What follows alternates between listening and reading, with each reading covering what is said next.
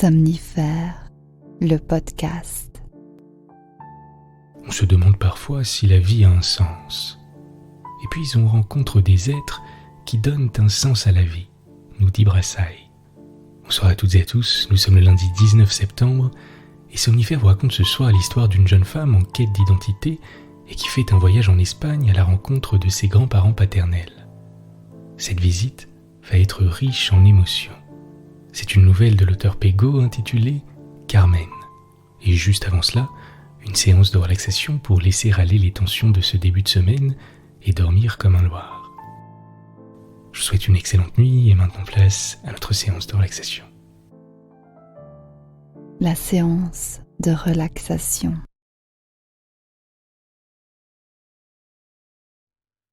On va commencer ce soir par prendre ensemble un moment pour rassembler tout ce qui relève du travail, des appréhensions, des craintes du quotidien et placer tout cela dans un tiroir de notre esprit que l'on va fermer à double tour jusqu'à demain. Je vous laisse un court instant pour rassembler et mettre tout ça de côté.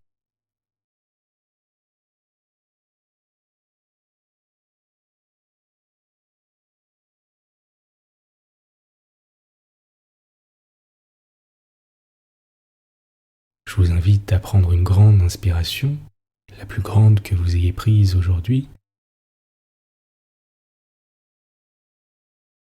et à relâcher à l'expire toutes les tensions et les émotions indésirables.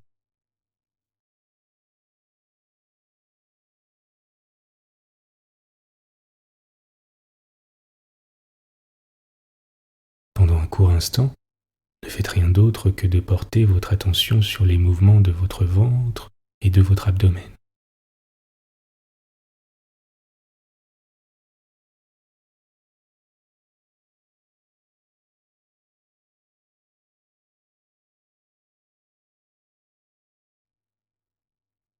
Alors que vous inspirez et que vous expirez paisiblement.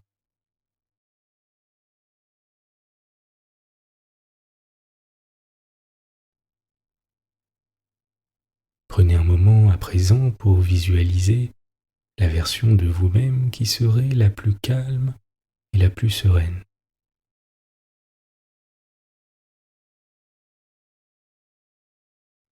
Imaginez ce que vous ressentiriez si vous étiez dans un état de parfait calme et de parfaite sérénité.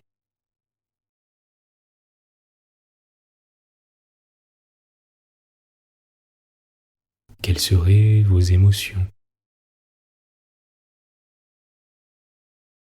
Les traits de votre visage, détendus, radieux.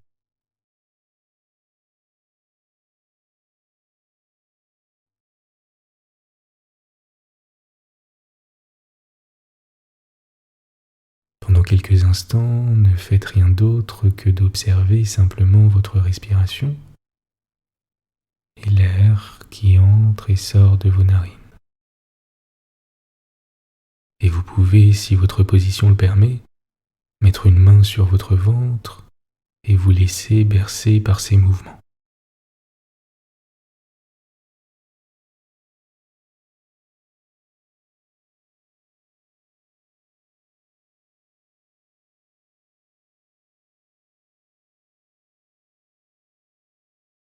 Faites en sorte, comme d'habitude, de vous assurer que vos muscles sont parfaitement détendus,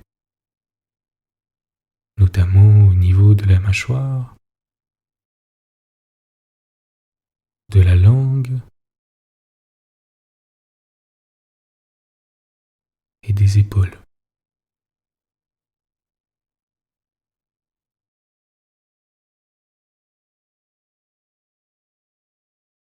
Portez à présent toute votre attention sur vos deux mains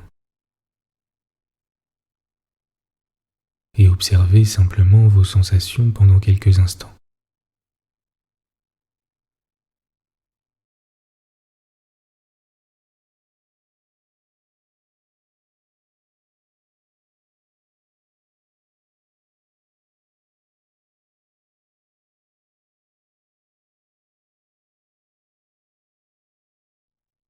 Peut-être ressentez-vous une sensation de chaleur, des fourmillements, des picotements.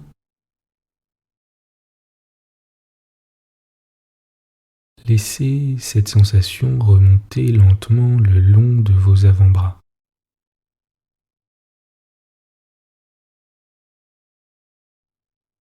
Jusqu'à vos épaules, votre nuque,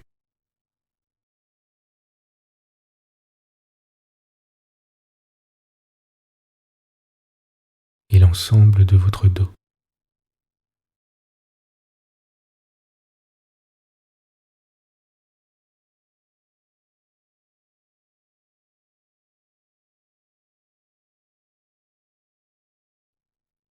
Laissez à présent cette sensation circuler où vous le souhaitez.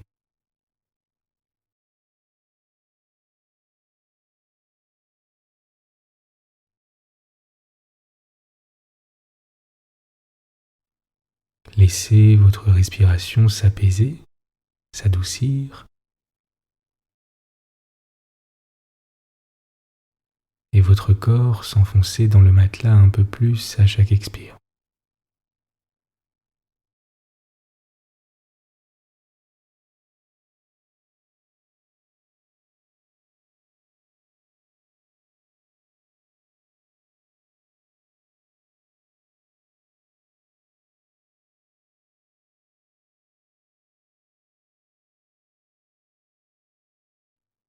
Continuez d'observer vos sensations.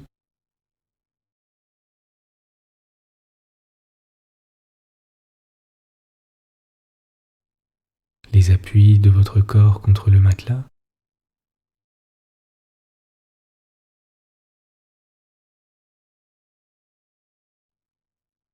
La température de l'air à l'inspire et à l'expire.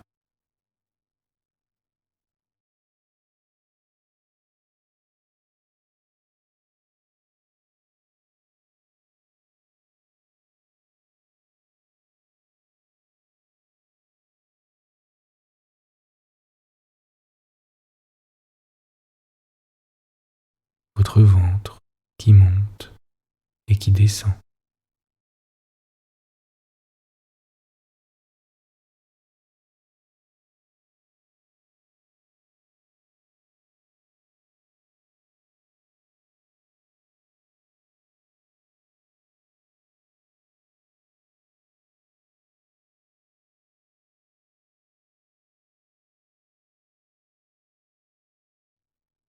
Vous êtes calme et détendu. L'histoire du soir. Encore une nuit sans lune, et toujours pas une thune. Mais que la voûte est belle pour qui sait voir le ciel. En écoutant ce pauvre homme étendu devant la magnifique devanture d'une célèbre banque lyonnaise, qui répétait indéfiniment ce vers avec une scansion très particulière, Carmen eut l'étrange sensation d'entendre son grand-père. Il était pourtant parti dans le sud depuis une bonne vingtaine d'années. Elle avait alors 15 ans et se souvenait parfaitement de cet épisode familial. Papy Lulu, comme elle l'appelait depuis qu'elle savait parler, est l'un des premiers mots qu'elle avait su articuler. Cet homme modeste avait non sans raison été très fier de s'entendre nommer juste après papa et maman dans la bouche de sa petite-fille. Ayant été la première personne qui avait gardé Carmen encore bébé, ils avaient noué une relation forte, et ce d'autant plus qu'il avait été veuf quelques mois avant la naissance de sa petite-fille. Elle avait clairement comblé un manque affectif. À cette époque, les parents de Carmen n'avaient pas eu le choix. Le couple plutôt uni qu'ils formaient ne pouvait se payer le luxe de perdre un salaire. Même avec les aides sociales, ça n'irait pas. Ils étaient artisans, gros travailleurs, et ne dépendaient que du fruit de leur travail. Ce grand-père maternel si disponible avait été une aubaine. Les grands-parents paternels étaient retournés vivre dans leur pays natal, l'Espagne. Il gardait le contact bien sûr, mais l'éloignement fait loi. Ils voyaient davantage leur petite fille et leur propre fils sur écran qu'en réalité.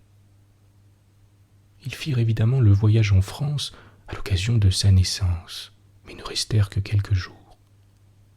Carmen n'en avait logiquement aucun souvenir.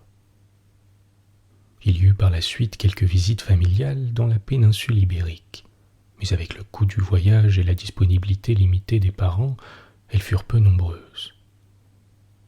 Devenue adolescente, Carmen y passa également quelques vacances sans avoir le parfum savoureux des retrouvailles attendues.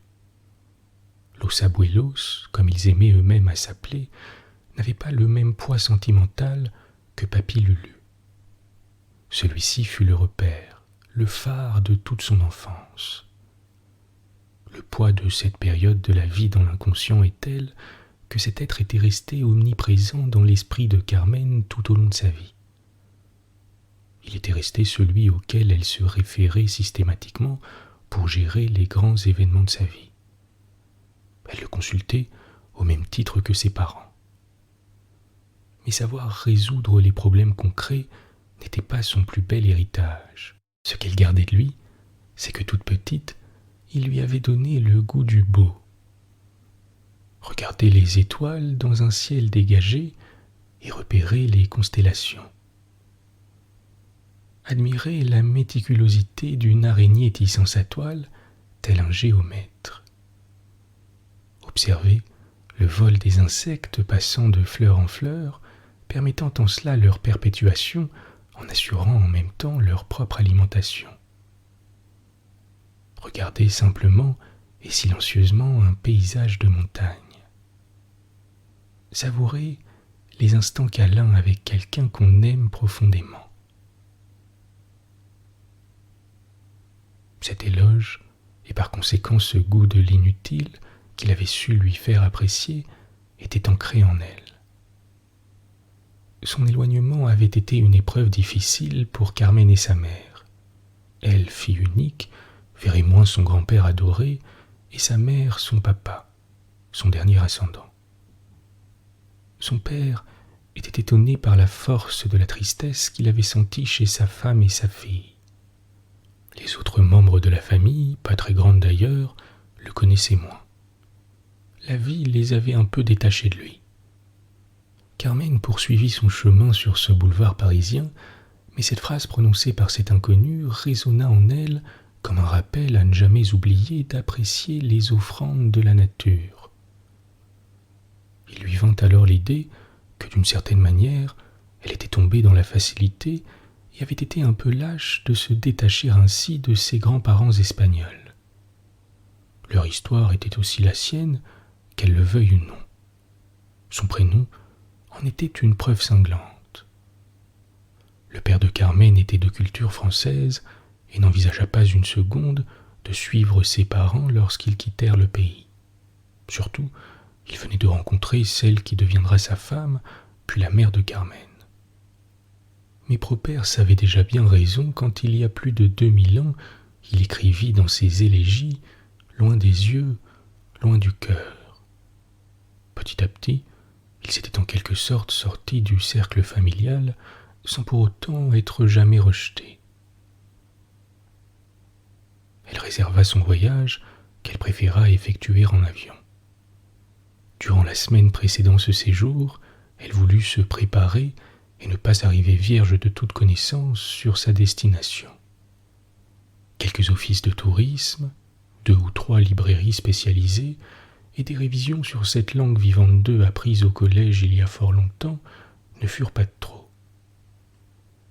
Pays voisin et ami pourtant, l'Espagne lui était de fait inconnue ou presque. Carmen se plongea dans la lecture de tout ce qui concernait cette époque de l'histoire espagnole. Elle se rendit dans le petit village où ils vivaient, près de Tarragone. Ils la connaissent bien sûr et sont prévenus de sa visite. Toutefois, les retrouvailles sont émouvantes.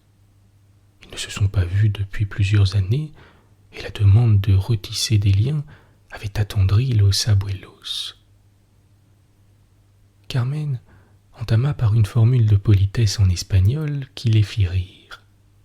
Un peu étonnée et presque vexée, Carmen n'eut pas le temps de réfléchir à une réplique.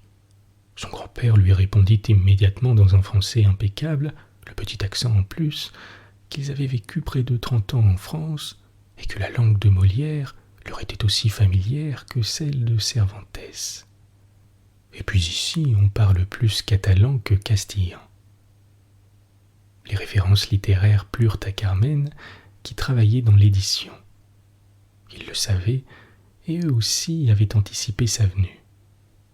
La glace était brisée d'emblée. La nieta était à l'aise. Après avoir traduit ce mot qu'elle ne connaissait pas, ils invitèrent leur petite fille à entrer et à s'asseoir avec eux sur une magnifique petite terrasse ombragée. Les vignes vierges accrochées à la tonnelle et toutes fleuries donnaient à cet endroit un charme fou. Nouria, la grand-mère, avait préparé du thé et du café, ne connaissant pas les préférences de Carmen. Les traditionnels jus de fruits fraîchement pressés complétèrent le goûter de bienvenue. Joseph lui offrit le fauteuil près d'une superbe table basse autour de laquelle tous trois s'installèrent. Nouria apporta ensuite les gâteaux avec les verres. Carmen sentit que c'était le bon moment pour sortir de son sac les 2 petits cadeaux qu'elle avait apportés pour eux. Il s'agissait de verres à pied gravés à leurs prénoms respectifs, légèrement irisés, l'un en rouge pour Joseph et l'autre en jaune pour Nouria. Les couleurs catalanes rassemblées à eux deux ne pouvaient que leur plaire. Ils en furent effectivement tout émus, s'excusant presque de ne rien avoir à lui offrir. Carmen se lança non sans hésitation dans la réponse bateau « Vous êtes mon plus beau cadeau », qui incontestablement fit jaillir une petite larme du coin de l'œil de Joseph. Celui-ci eut beau l'ôter d'un revers de manche aussi rapide que discret, les 2 femmes l'avaient bien vu. La discussion qui s'ensuivit fut à la fois banale et fort agréable. L'échange s'étira sur de longues minutes. Ils mangèrent et burent à loisir. Intérieurement, Carmen jubilait. Elle en profita pour envoyer à ses parents une photo immortalisant ce moment.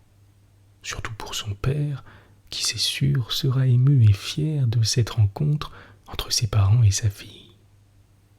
Elle le savait, lui ne se cacherait pas pour pleurer si cela arrivait. Et sa mère invariablement le raillerait gentiment, puis ils tomberaient dans les bras l'un de l'autre. C'était comme un rite.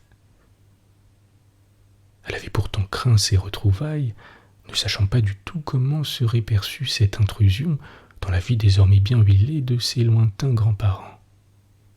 Après tout, elle débarquait comme ça après plusieurs années, sans contact réel. Indéniablement, elle s'était trompée. L'habitude de la vie parisienne, si anonyme malgré la foule, l'avait égarée. Cet accueil chaleureux lui fit du bien. Encore n'avait-elle pas vu la chambre qu'il lui avait préparée.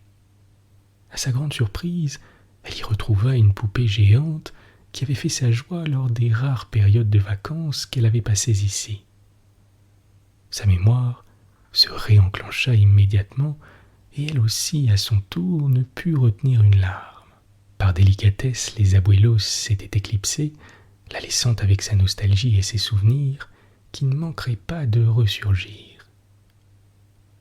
L'émotion passée, Carmen les rejoignit et tomba dans les bras de Nouria, qui lui rendit ce câlin avant que Joseph ne se joigne à leur étreinte.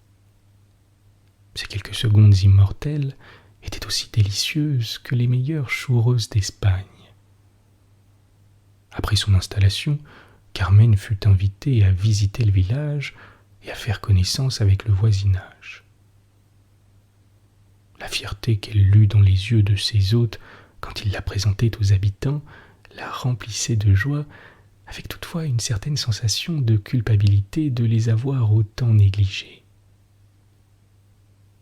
Qu'importe, il fallait vivre au mieux le moment présent, le seul qui compte, comme disait Papy Lulu. Incontournable, on en vint à évoquer ce fameux papy. Carmen se confia peut-être même davantage qu'à ses parents sur le rôle qu'il joua dans sa vie. Intuitivement, elle avait senti que cela ne porterait pas ombrage à ce qu'il se passait entre Nouria, Joseph et elle. En effet, c'est avec grand respect et compassion qu'ils évoquèrent ce grand-père qui comptait tant dans la vie de leur petite fille. Ils racontèrent même quelques anecdotes savoureuses. Bien qu'elle eût supposé le contraire, c'est elle qui apprit sur lui, alors qu'elle était persuadée qu'elle pourrait leur dévoiler quelques secrets. Elle découvrit à cette occasion qu'il avait fort discrètement gardé le contact avec eux, sans que Carmen n'en sache rien. Pas par cachotterie malsaine, mais tout simplement, lui dirent-ils, parce qu'il lui avait paru naturel qu'ils fussent au courant de l'évolution de leur petite fille. Il n'était pas plus grand-père qu'eux, leur disait-il régulièrement. Carmen n'avait pas besoin d'être avertie de tous ses faits et gestes après tout.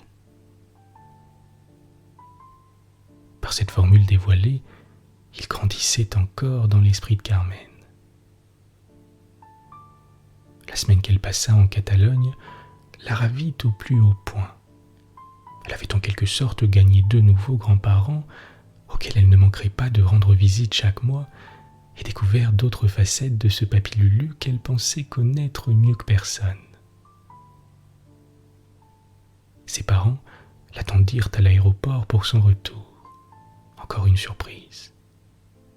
Ils s'embrassèrent un peu plus tendrement qu'à l'accoutumée et prirent le temps de se rendre dans une brasserie du centre parisien où le petit déjeuner fut plus agréable que les autres. Son père l'abreuva de questions, sa mère de baisers maternels, et Carmen se sentait bien. Peut-être le début banal d'une histoire qui ne le serait pas. Bonne nuit. Bonne nuit.